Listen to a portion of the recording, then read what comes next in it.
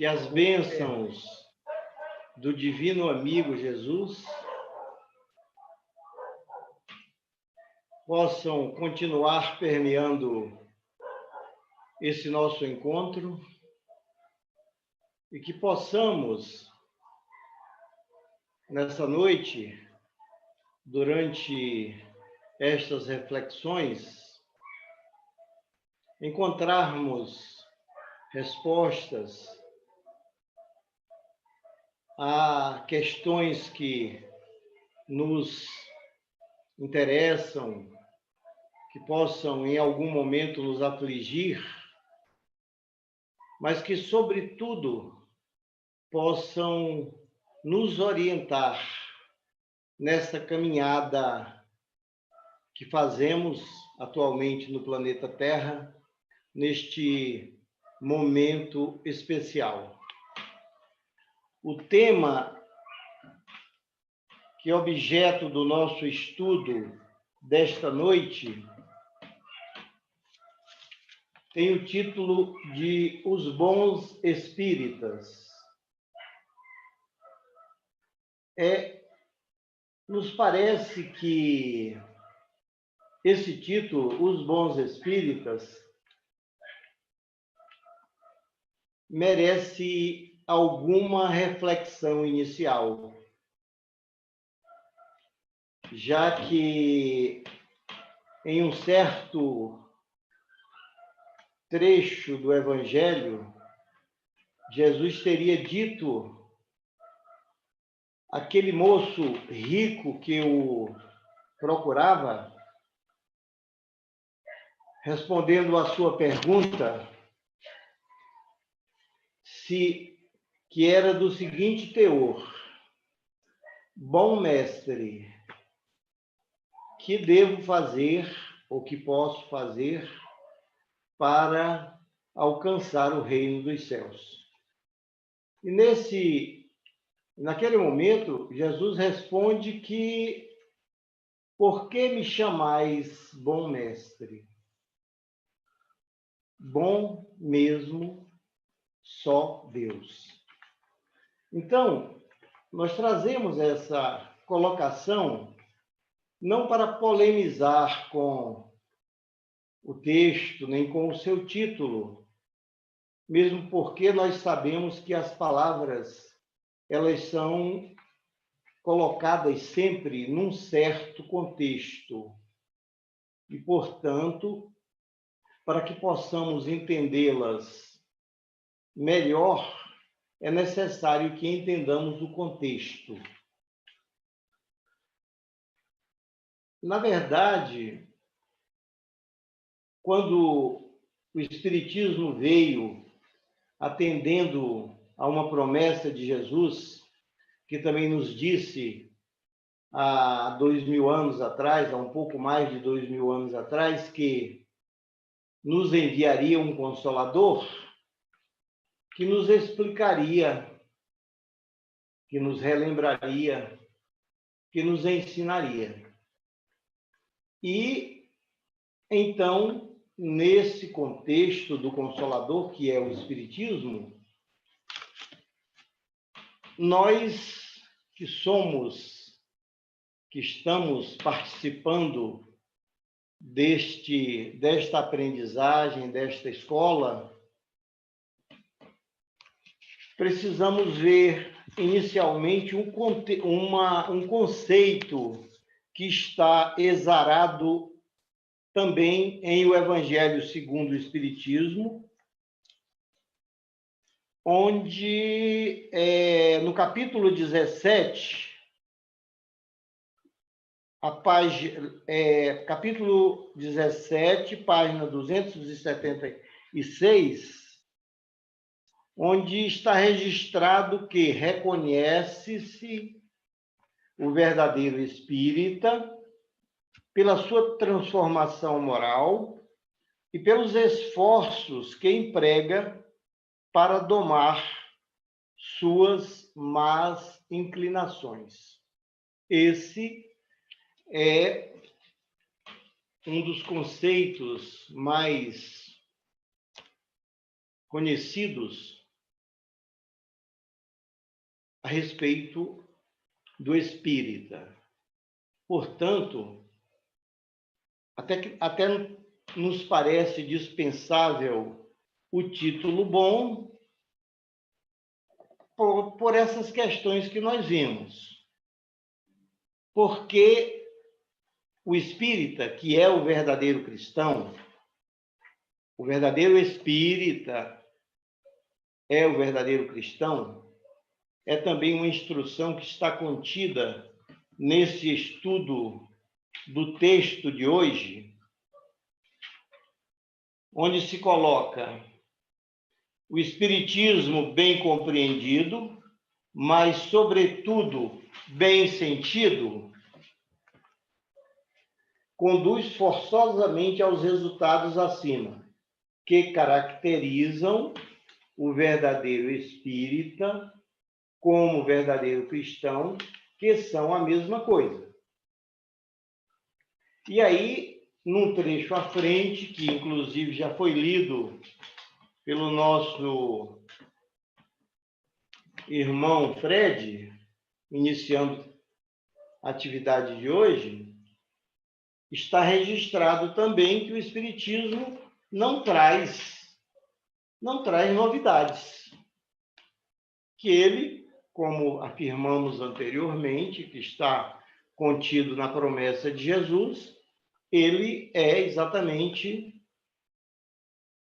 a doutrina que consola pelo esclarecimento e que esclarece consolando, e que traz as máximas e que traz a moral do Cristo de uma forma agora mais detalhada, mais explicitada, porque é o momento em que a sociedade, em que a humanidade está em melhores condições desta compreensão.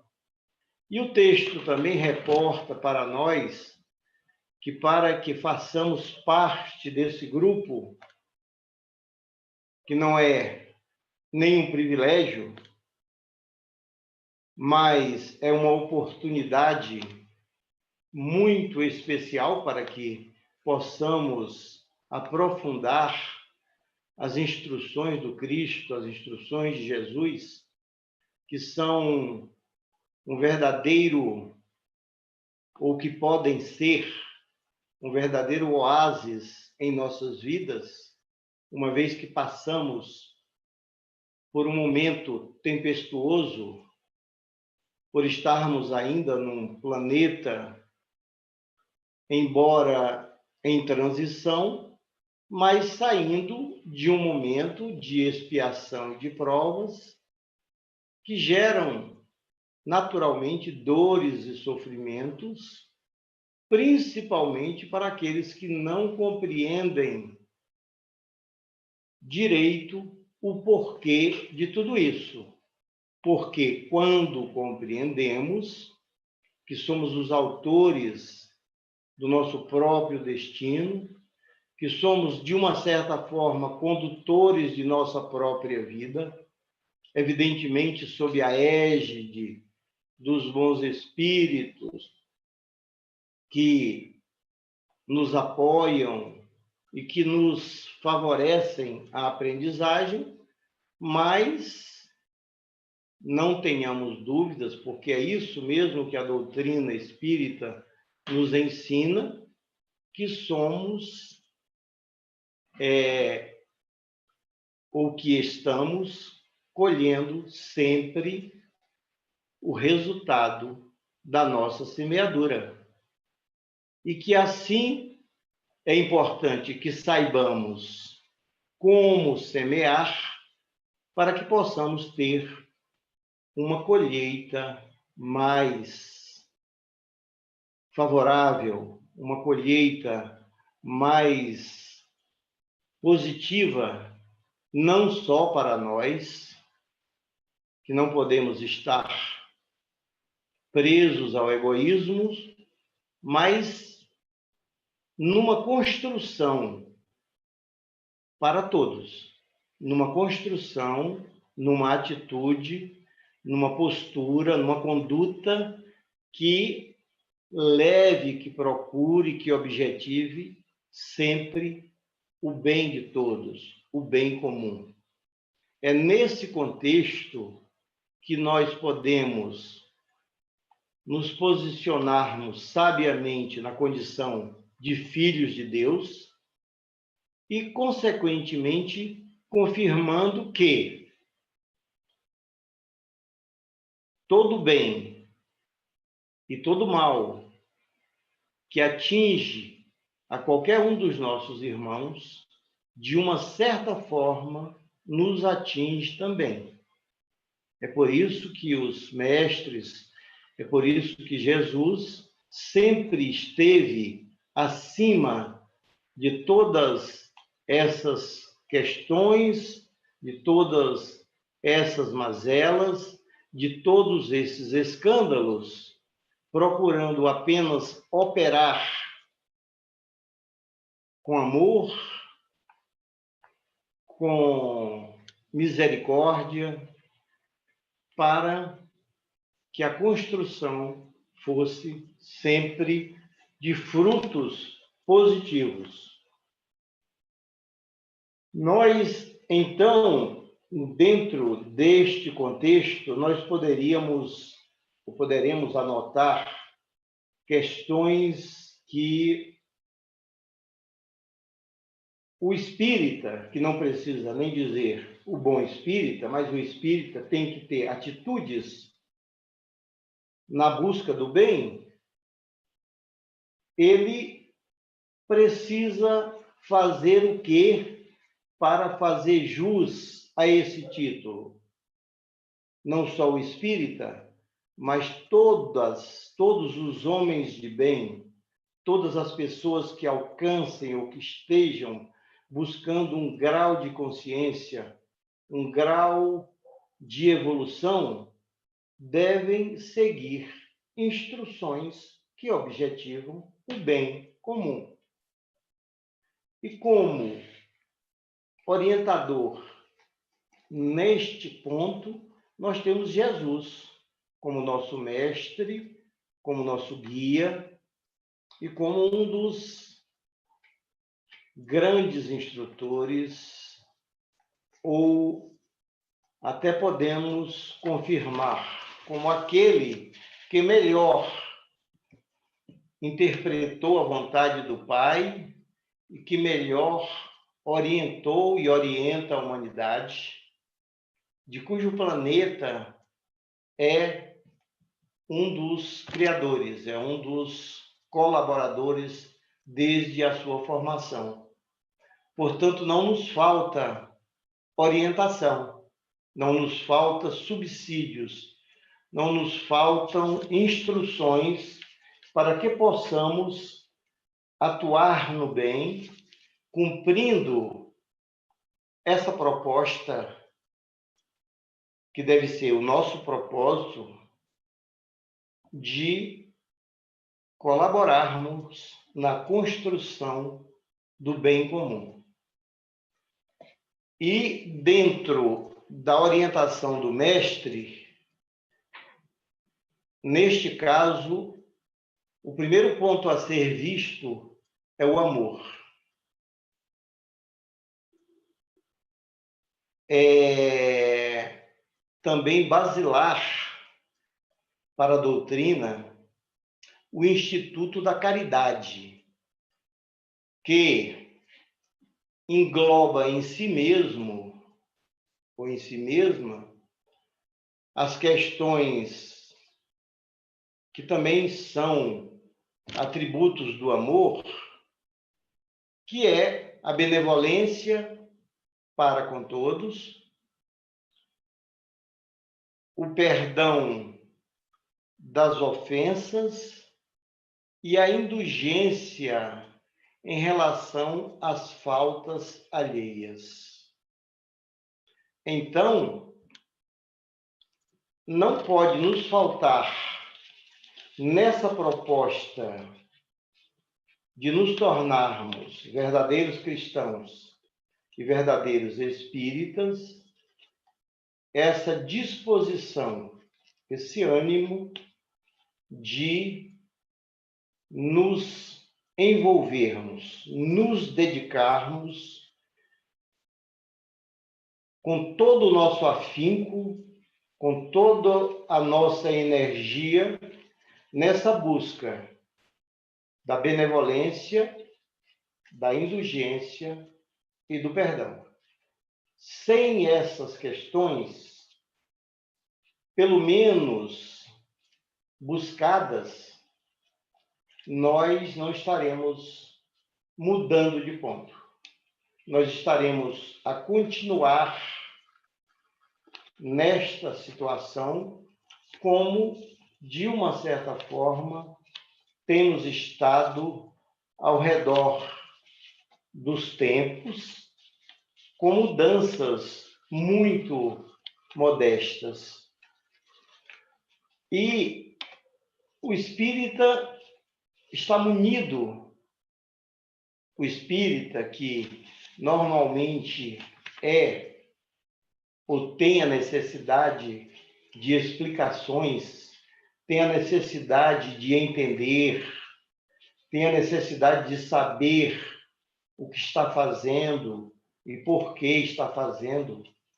Aliás, o mestre codificador Allan Kardec já nos orientava nesse sentido, que seria nesta proposta e nessa vivência, era importante, era necessário, até mesmo que corrêssemos o risco de recusar uma verdade quando não encontrássemos ressonância dessa verdade na nossa alma, no nosso coração, no nosso entendimento, era até mesmo preferível que recusássemos uma verdade para não corrermos o risco de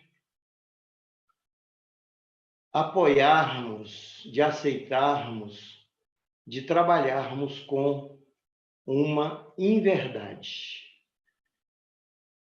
É claro que isso nos deixa uma grande responsabilidade, mesmo porque, numa das características da doutrina espírita, que é o intercâmbio com o mundo espiritual,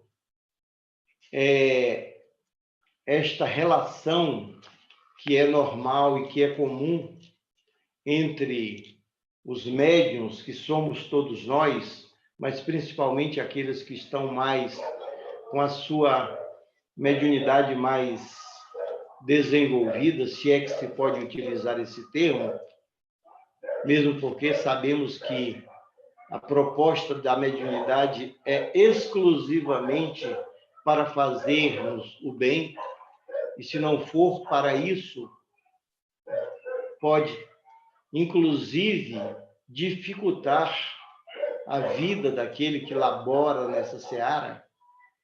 E nós temos exemplos marcantes de irmãos que, por invigilância, por dificuldades inúmeras, utilizaram essa faculdade sagrada sem o necessário respeito, sem os cuidados que precisariam ser empreendidos. Então, isso, logicamente, traz para a doutrina um aspecto de uma certa dificuldade para alguns. Porque se aqui no trato entre nós que estamos encarnados e na mesma dimensão, já encontramos dificuldade em nos entendermos, é claro que a nossa relação com aqueles que estão em outra dimensão pode nos trazer um pouco mais de dificuldade. Mas nós temos meios para sanar essas dificuldades, porque temos uma certa inteligência, temos um corpo de doutrina que vem do próprio Cristo e que nos orienta como proceder. Temos inúmeros instrutores espirituais que nos encaminharam e que continuam a nos mandar muitas informações. Então, tudo isso nos apoia e nos permite caminharmos com um certo desembaraço, não obstante algumas dificuldades, o que é comum para aqueles que ainda não somos ou não temos a sabedoria suficiente, não temos ainda o esclarecimento suficiente. Mas é exatamente para isso que a doutrina está aqui. É exatamente para isso que os ensinamentos de Jesus vieram, para nos dar a orientação de que caminho trilhar. E qual caminho deve ser trilhado? O caminho da verdade. E para isso, Jesus, inclusive, se reportando a essa expressão, ele disse que só nos libertaríamos pelo conhecimento da verdade, pela vivência da verdade. Não apenas pela busca da verdade, que já é um ponto muito importante, e é o que nós espíritas precisamos fazer a qualquer custo, buscarmos a verdade, como Kardec nos orienta. Então, as instruções, as ferramentas estão postas. Embora muitas vezes, como o próprio texto nos alerta, nem sempre aqueles que creem nos fatos das manifestações não compreendem nem as suas consequências e nem o seu alcance moral. Ou, se as compreendem, não as aplicam a si mesmos, não as aprende, não as aplicamos a nós próprios. E aí está o ponto, né? Precisamos não só conhecer teoricamente o que podemos fazer através do estudo, mas principalmente vivenciarmos, porque os mentores a eles não interessa estarem passando informações, instruções, recomendações para aqueles que não estão dispostos a mudar suas próprias vidas, vencerem suas próprias limitações. Essa é a proposta verdadeira da doutrina espírita. Isso é o que nós, que estamos nesta condição, inseridos nessa doutrina, devemos buscar fazer o tempo todo. E as possibilidades acontecem em todos os momentos. Não nos falta oportunidade para isso. Isso está nos rondando o tempo todo. Nos nossos lares, onde cumprimos funções e atendemos compromissos de maior importância em nossas vidas, mas também onde atuamos, onde laboramos, no nosso local de trabalho, na escola convencional e em todos os lugares por onde passamos, essa necessidade de indulgência em relação às faltas alheias, porque também nós falhamos, a disposição de perdoar, de compreender essas atitudes, porque também nós as praticamos, e aí a atuação do perdão e a benevolência, que é uma expressão também do amor que abrange plenamente toda a doutrina de Jesus. Espíritas, amai-vos, eis o primeiro mandamento. Depois, instruí-vos, para que possais saber o caminho a seguir, para que possais tomar conhecimento e atuar de forma correta, onde estiveres, com aqueles com os quais estiveres convivendo. Essa realmente é o básico a que nós não podemos fugir se quisermos verdadeiramente merecermos esse título de homem de bem, de verdadeiro cristão e de espírita. Já podemos iniciar com as perguntas? Pergunta eu tenho muitas. Ele fala aqui para a gente, nesse capítulo, que o que caracteriza o verdadeiro espírita como o verdadeiro cristão, que são a mesma coisa. O que você poderia falar para a gente sobre? Pois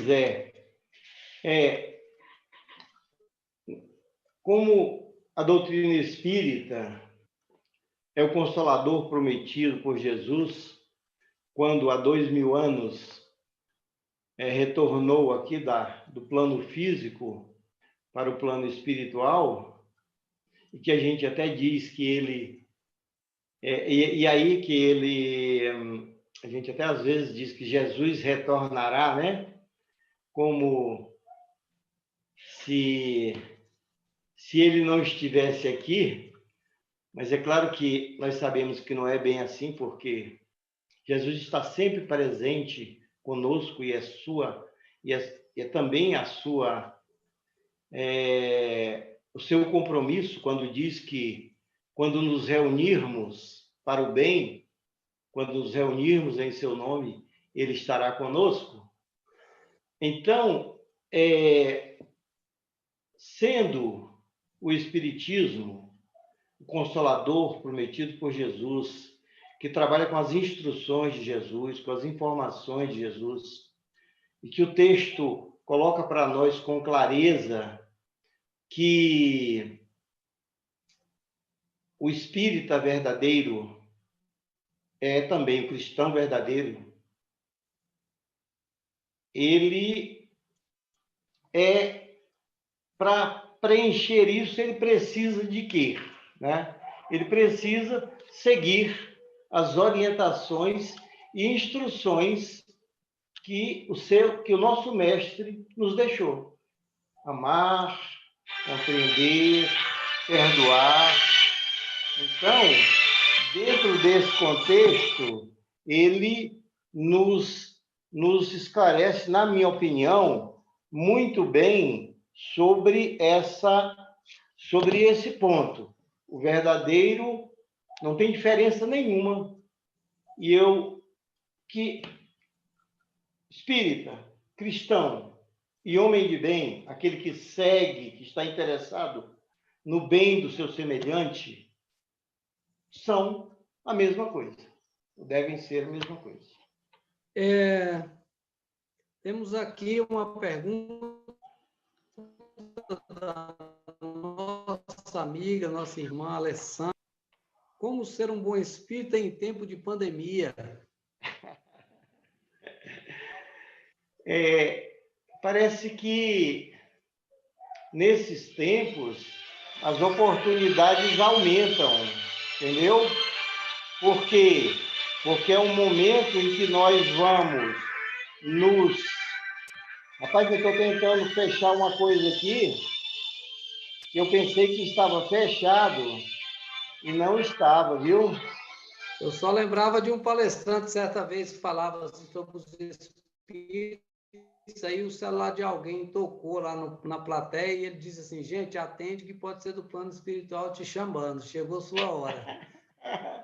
Não não vai ser o meu caso aqui não, porque mas esses equipamentos para as pessoas que faz algum tempo que passaram dos 18 anos, gera às vezes algumas dificuldades mesmo, entendeu? Agora, Mas deixa eu eu vou completar fazer para assim. você a outra pergunta, que Sim, uma complementa a outra. Ela pergunta para você, como ser um bom espírita em tempo de pandemia? sim. E como dar um bom exemplo, como nós mesmos somos cheios de imperfeições. Como é que nós vamos dar bom exemplo com as nossas imperfeições? Pois é, na verdade, quando está colocado aqui que o verdadeiro espírita, que reconhece-se o verdadeiro espírita pela sua transformação moral e pelos esforços que emprega para domar suas más inclinações, não significa que nós já estejamos num patamar onde não tenhamos os defeitos, onde não tenhamos as nossas dificuldades, as nossas limitações. Bom, no entanto, nós precisamos estar no propósito de vencê-las. De vencê-las. Nós não podemos dizer, como às vezes dizemos, ah, não, eu sou ser humano ainda. Tudo bem, sou ser humano ainda. Mas a minha proposta, a nossa proposta como espírita é a transformação moral. A gente não pode dizer, e eu até ouvi algumas pessoas já falarem que não conseguiram se transformar em nada. Me pareceu até um equívoco, principalmente a pessoa que fez essa declaração, porque, pelo que eu conheço dela, é uma pessoa que é um verdadeiro exemplo em muitas coisas positivas. Então, ter, às vezes, essa abordagem, vamos dizer assim, negativa em relação a si próprio, não é uma coisa boa. Nós sabemos que todos nós já mudamos um pouco. Com todas essas informações que nós temos, como é que nós não mudamos nada? É claro que nós éramos muito mais limitados, muito mais difíceis, muito menos capacitados do que somos hoje. Isso aí nós não temos dúvida nenhuma. Agora, aplicar isso em tempo de pandemia, quer dizer, que explorar isso, que é a transformação, o esforço para a melhoria, nos parece que é o momento mais fecundo do que anteriormente, porque anteriormente nós vivíamos num corre-corre maior, nós tínhamos menor recolhimento, nós tínhamos menos possibilidades de estar em contato conosco mesmos, com as nossas limitações, e por isso a gente tinha menos possibilidade do que hoje, no meu entendimento. Eu acho que dá para a gente se encontrar um pouco mais, se conhecer um pouco mais, porque a nossa proposta é essa, conhecer a si mesmo.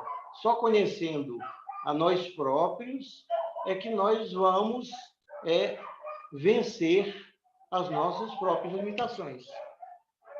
Não sei se eu respondi razoavelmente a questão, mas se alguém puder fazer algum complemento, uma abordagem de algum aspecto que eu não fiz, por favor, pode complementar.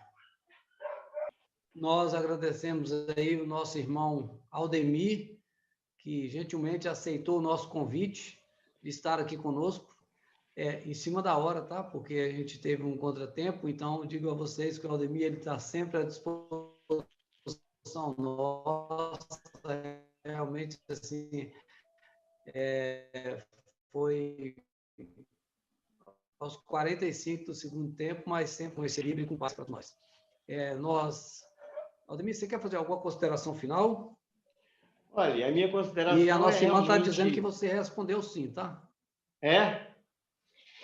Que bom.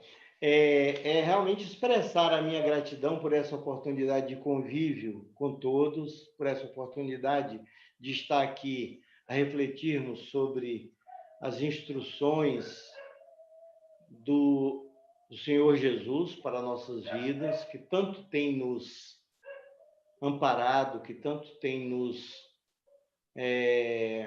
mudado, embora precisássemos mudar mais ainda, mas certamente já demos algum passo. E, sobretudo, agradecer pelo apoio dos amigos aqui do plano físico, mas também do plano espiritual, que nos apoiam, né? São eles exatamente que criam as condições para que essas instruções, para que nós possamos, embora de forma singela, trazê-las para o entendimento, para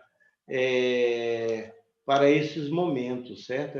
Essa gratidão por tudo isso, que nós possamos continuar empenhados na nossa mudança, na nossa reforma íntima, para que nós possamos continuar também empenhados em servir aonde estivermos, e nós temos um campo grande de serviço, que é o Lar Maria Madalena, e também ao nosso redor, em todos os lugares estão essas oportunidades, para que nós não percamos essas chances e sejamos espíritas. Obrigado.